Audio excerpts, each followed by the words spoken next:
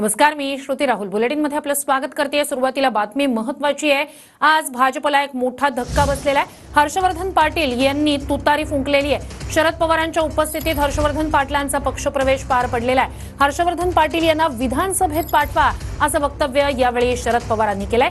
शरद पवारांकडून अशा प्रकारे हर्षवर्धन पाटील यांची उमेदवारी जाहीर करण्यात आली आहे।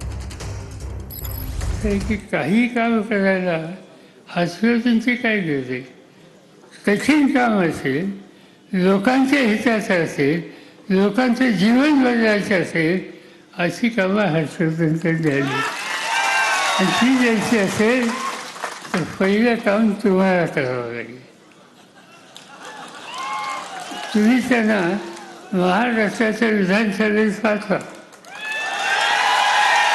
विधानसभेत पाठवणं हे तुमचं काम आणि राज्याचं काम करण्याची जबाबदारी सोपवणं माझं काम।